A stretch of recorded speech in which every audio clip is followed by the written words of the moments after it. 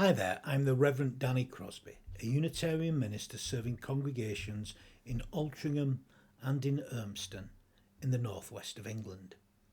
And I offer this devotion as a balm for the heart, for the mind, for the spirit, for the soul. And for this Advent, beginning of this Advent Sunday, the beginning of Advent. So the devotion is titled, Plant Yourself at the Gates of Hope. And I'll begin with just a short little story. The sun versus the moon. I wonder what you might think is the most valuable to us. Is it the sun or is it the moon? Well, a great group of wise men were debating this one day. It seems fairly obvious, you would think, but men like to debate things, do they not? Even often foolish things. Well, the wise fool, Nasruddin, was once asked this question. And this is what Nasruddin came up with. He said, well, the sun is out during the daytime, when there is light. The moon, though, on the other hand, provides light during the night, when it's dark. So, the moon is obviously far more valuable than the sun. Good old Nasruddin, the holy fool, the bringer of uncommon sense. Now, I know you're probably thinking that's what a ridiculous thing to say. But try and look a little beyond the obvious. Put aside your literal faculties. There is a truth here. Light is a priceless commodity during times of darkness. But it's not much value when it's already light, is it not? Under the cover of darkness, the moon was laughing at the sun. You can't outshine me here. You can't outshine me here. Sometimes we need to find uncommon sense, to find our way through the darkness, perhaps. A single flame, a simple light, is of immense value in the dark. But it's not much use when the light of the world is shining so bright. One single light has the capacity to illuminate darkness, for a light shone in the dark, and the darkness did not overcome it. And maybe we need a bit more light, more hope in this winter time, for winter is here. Winter is here. And I'll give you hope when hope is hard to find. And I'll bring a song of love and a rose in the winter time. One of my favourite hymns. It's a hymn of many people's favourite hymns. A member of the Urmston congregation told me just this morning at the Advent service how he's been very unwell recently, and he was quite delirious for a time during the summer and making no sense. But apparently he kept singing those words in his struggle. It brought him hope when hope was hard to find, when he thought he was near the end actually, but he seems to have come through and he's looking much better now. It brought him hope when hope was hard to find. And I fell in love with this beautiful hymn many, many years ago now. It was at the time that our eldest brother, our Alan, was dying. Our Mandy told me that she had visited him in the hospice, and as she left, she saw a single rose in the garden. I reckon it was a peace rose from her description, as the peace rose is a hardy rose that can survive anything, including winter, it would seem. And there it was, offering her hope in the winter, both seasonally and offering hope to the heart of our family. I shared the hymn with her, the rose in the winter time, and it's given us great meaning ever since. It's given us deep hope. And I share this hymn with many, many folks in their time of despair, when they need a little light in the dark times. You see, you don't really need such things when you're walking, perhaps even dancing in the sunlight of the Spirit. Me, I like to plant a rose. I like to plant myself at the gates of hope. Keeps me going, it keeps others going through the night. And I used a lovely image of a rose and a candle here for our Advent service that we had in Urmston this morning and having in Altrincham this evening. And see that lovely, asking people to take that home with them, and through this winter perhaps all this candle light, if the winter seems a bit dark this year. I once read a beautiful piece on hope by Victoria Safford, and in the piece she related being told by a psychiatrist who worked at an all-women's college, and they'd recently lost one of the students to suicide, and obviously affected the everybody. And the psychiatrist admitted to Victoria that she said the following: "You know I cannot save them. I am not here to save anybody or to save the world. All I can do, what I am called to do, is to plant myself at the gates of hope. Sometimes they come in, sometimes they walk by, but I stand there every day and I call out till my lungs are sore with calling, and beckon and urge them towards beautiful life and love. For we are all here to plant ourselves at the gates of hope, to shine some light in the dark places of this, our shared world." And there's light everywhere, you know. There are those that seem to live that way, that plant themselves at the gates of hope and watch, and it grows, you see. So this beautiful image of planting, not just planting, and obviously something you plant, the idea is that it will grow like those beautiful roses, those winter roses especially. The rose that comes in the winter time. I'm sure all of us have met someone or met several people really in their lives who have just powerfully affected us. Something they've touched us at the core of our being. Met these kind of people that exude pure love. Person who shone like the brightest of lights, often in dark places. I have met a few in my lifetime and who had this kind of effect on me. Some I met briefly, only for a few moments or a few hours, maybe a day. Others I knew for periods of time, for seasons, a couple of seasons. Some for years, some for decades, some have been there forever. And I've been thinking a lot of these souls in recent months. I've been remembering many souls who have touched my life. The last 18 months seems to have been one of constant grief. A great tree in my community fell only this week, and it will cast a shadow. I have lost so many folk from all aspects of my life this last year and a half, and at times it's weighed heavy at me the last few days. And as a result of this, these last few weeks, it's led me to think of the lives that have touched me, especially those who planted themselves at the gates of hope and grew for others. Those that lit the flame of hope by just being themselves. Those lights that shone in the darkness, and the darkness did not overcome them. Now, I could talk of ordinary examples. There are many ordinary examples. But actually, I'd like to talk about a better known one. Someone I've spoken of before. Someone from my childhood, actually, who I met a few years ago. And what a delight it was. This is Baroness Floella Benjamin. I fell in love with Floella Benjamin as a tiny little boy in the 1970s, as she took us through the windows of play school.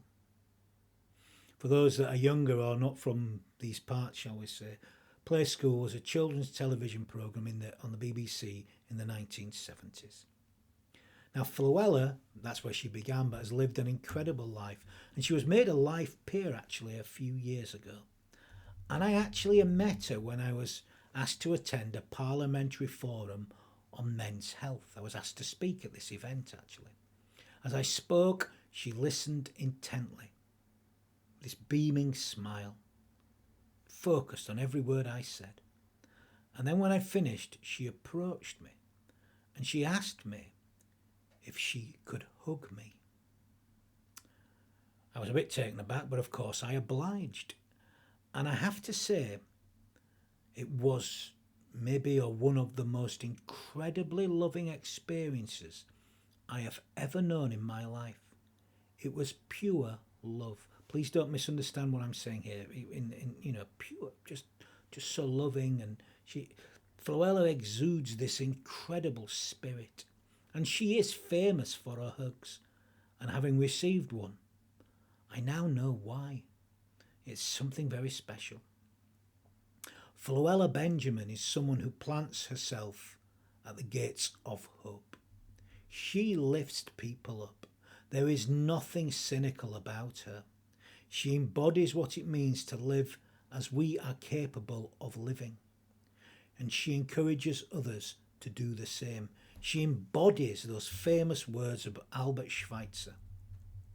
At times our own light goes out and is rekindled by a spark from another person.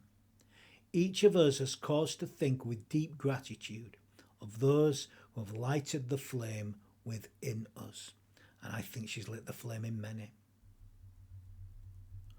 Oh, come ye now unto the flame, keep it through the night, shelter and embrace its warmth, and keep its precious light. Floella Benjamin is one of those people that lights the flame of hope in others.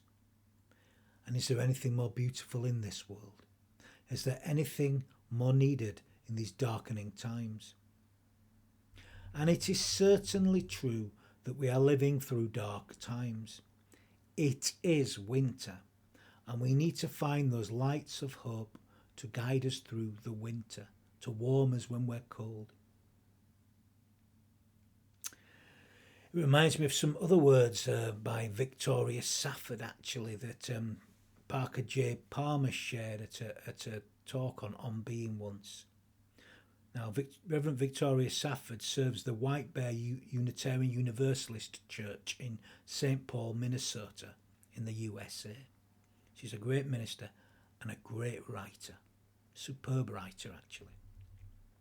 Victoria said, "Our mission is to plant ourselves at the gates of hope, not the prudent gates of optimism, which are somewhat narrower, nor the stalwart, boring gates of common sense, nor the strident gates of self-righteousness, which creak on shrill and angry hinges, nor the cheerful, flimsy garden gate of everything's gonna be all right, but a very different, sometimes very lonely place, the place of truth-telling about your own soul first of all and its condition, the place of resistance and defiance, the piece of ground from which you see the world both as it is and as it could be, as it might be, as it will be, the place from which you glimpse not only struggle, but joy in the struggle. And we stand there beckoning and calling, telling people what we are seeing, asking people what they see. Of all the virtues, hope is the one of the most needed in our time. When people ask me how I stay hopeful in an era of widespread darkness, I answer simply, hope keeps me alive and creatively engaged with the world.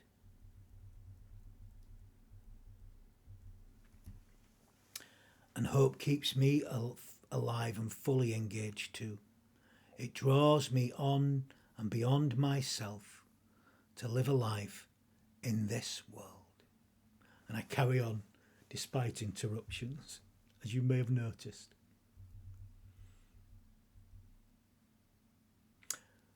As Václav Havel said, hope is an orientation of the spirit. Hope is something that holds us and sustains us right here, right now. But it does more than that. Hope draws us on, even at times, even its light, when its light seems dim, it draws us on. Is it a kind of a dream? Bright eyes, eh? It draws me out beyond myself. Hope helps me. It helps me plant myself at the gates of hope. And others have inspired me throughout my life to do so.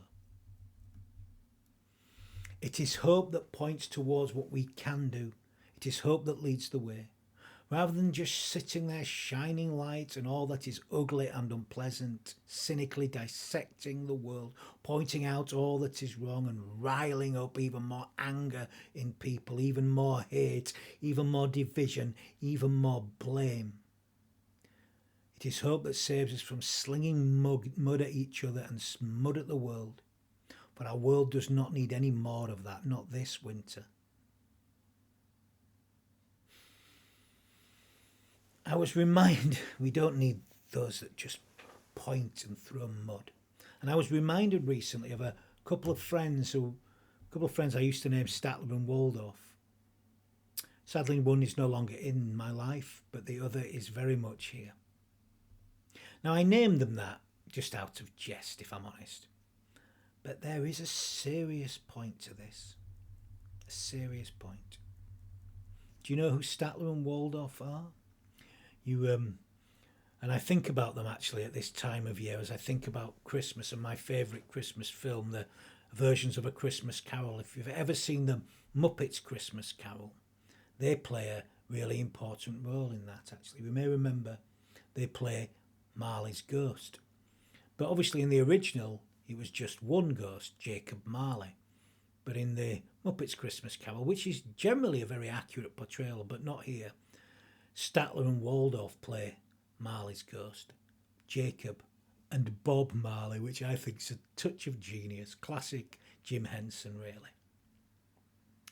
And Statler and Waldorf, for those that do not know, are two characters from Henson's The Muppet Show. And they're the two characters that don't truly participate in this show. They sit there on the balcony, heckling the rest of the characters who are trying to create the show. They are archetypes for all of us who sit back, pour scorn, and criticise the efforts of others to do the best that they can do. Something that's so easy for us to do, is it not? It's so easy to just sit back and criticise the best efforts of others, to throw muck while we do nothing.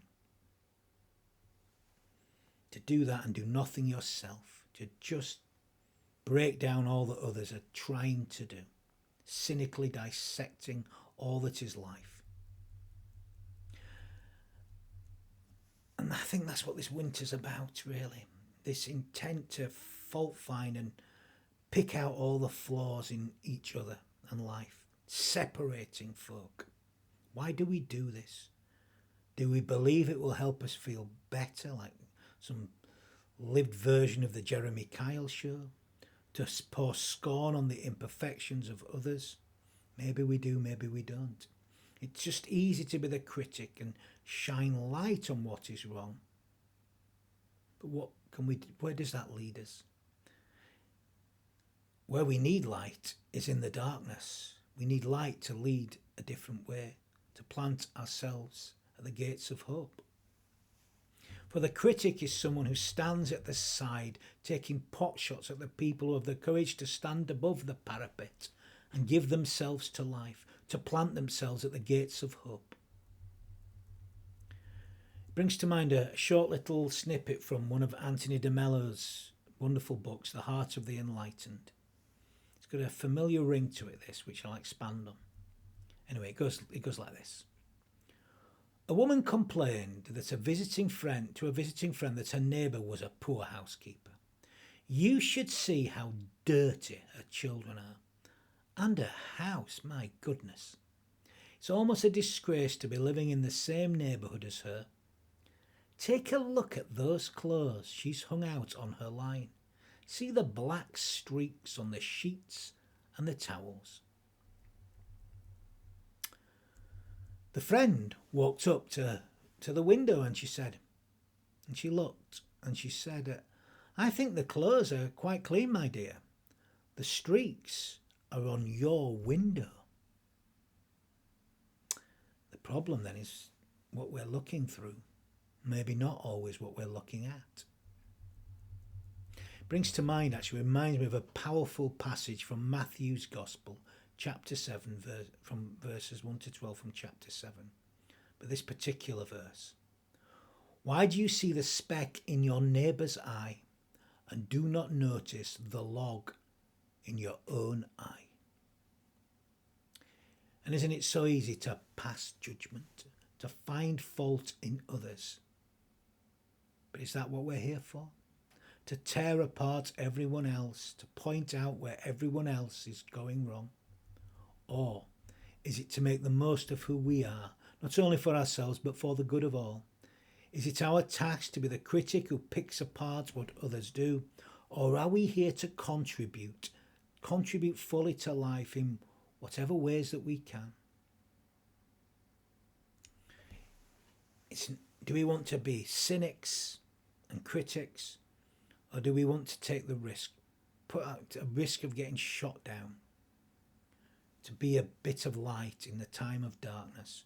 Me, I try, don't always succeed, but I try and plant myself at the gates of hope, as the great examples have done, those that did good, the do-gooders,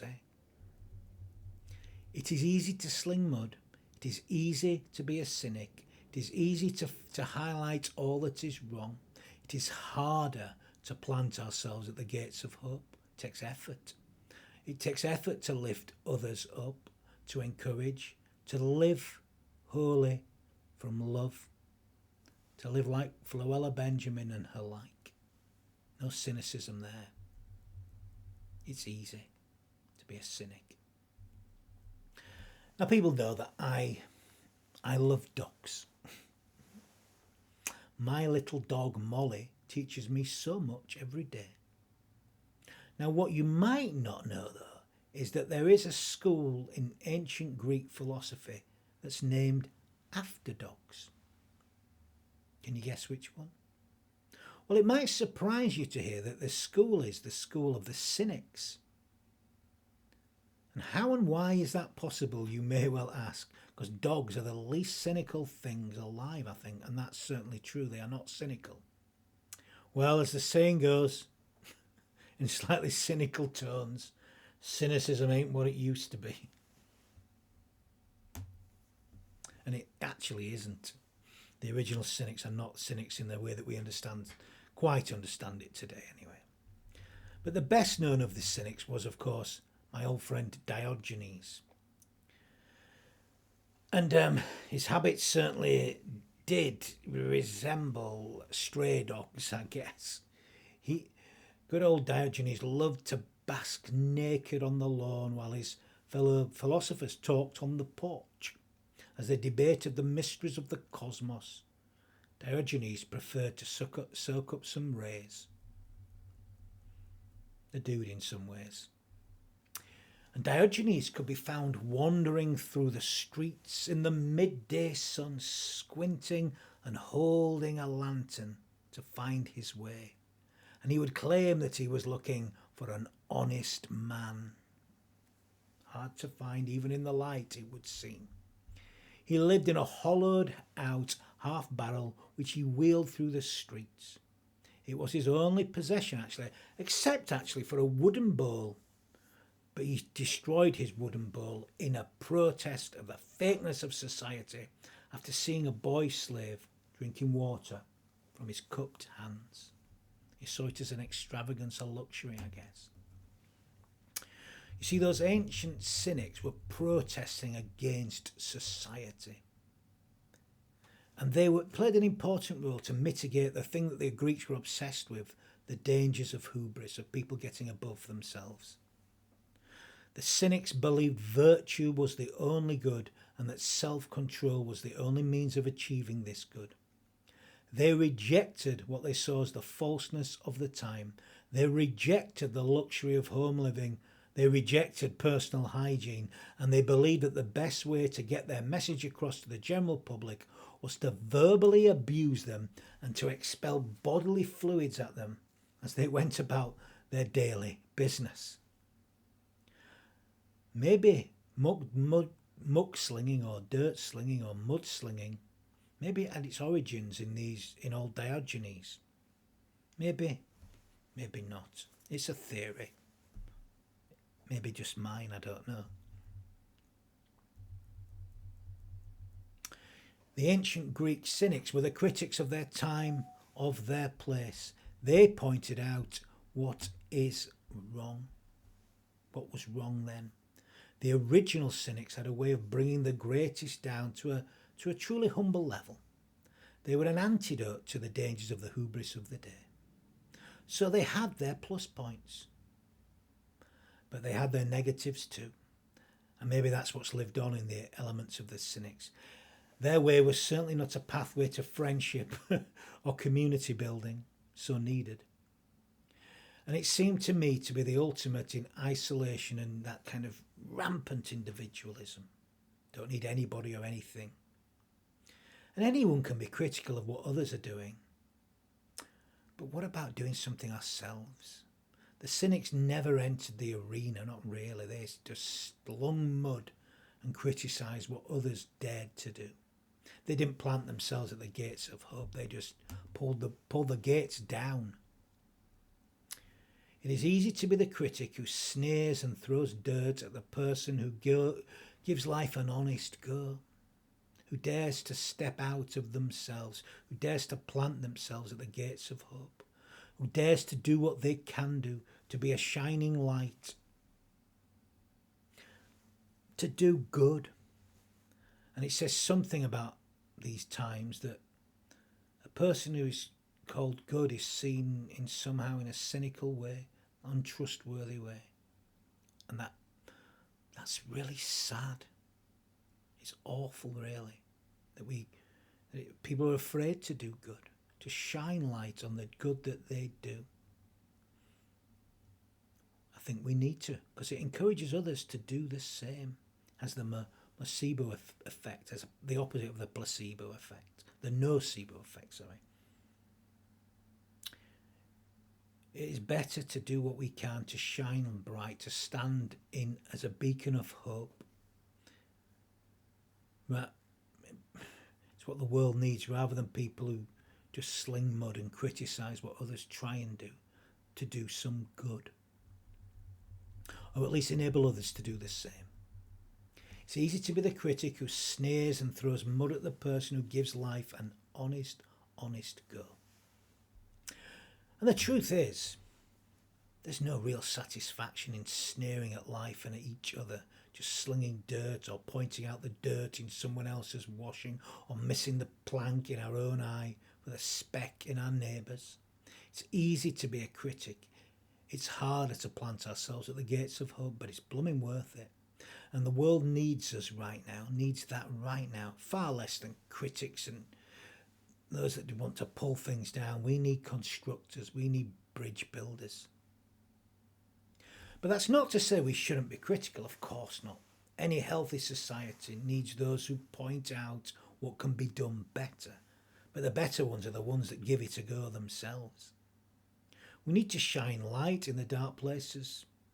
We need to shine light. The key is how we shine that light. And maybe we need to get down and do something ourselves. We need to bring hope when hope is hard to find, to shine some light in the darkness of winter. I actually think of all the virtues, hope is the one that's most needed in our time. It is hope, to quote Parker J. Palmer, that keeps me alive and creatively engaged with the world. When we choose despair and cynicism over hope, it's a reflection of the state of our own souls, actually, more than a reflection of the state of the world, when we choose to do that. For that's down to us, no one else, nothing else. And it serves no one.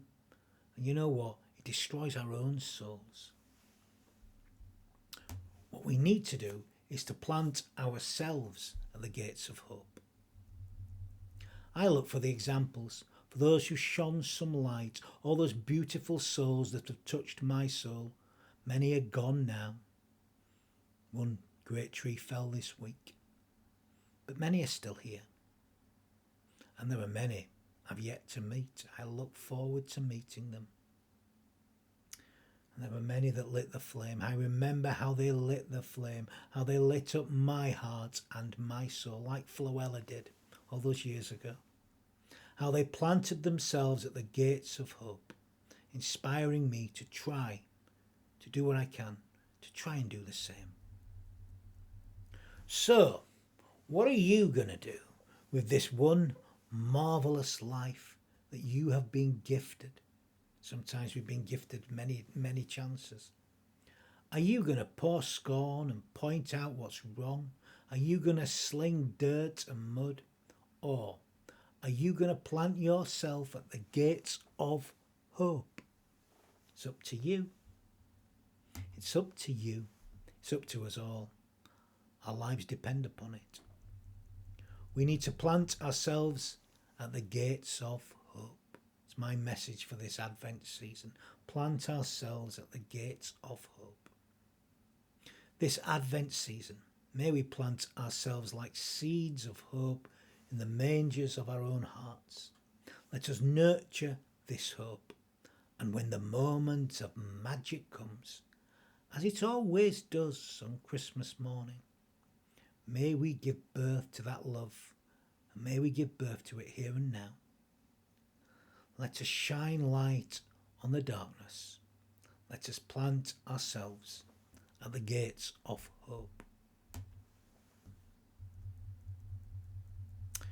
So I'm going to end with a devotion, some final words of blessing. I'm going to end this devotion with some words of blessing. And we can all bless. It doesn't need a special person. We're all special. For we bless when we open our hearts to one another. And we bless those with our loving presence. The light of Christmas beckons, and we stumble towards it once again through doubt, distraction, and despair. Be with us on the journey, we pray, Spirit of Him who came and is to come. Give us hope enough to hear the angels and help others hear them too. And may we carry the light of hope with us, and may we do so in all that we feel, in all that we think, in all that we say, and in all that we do.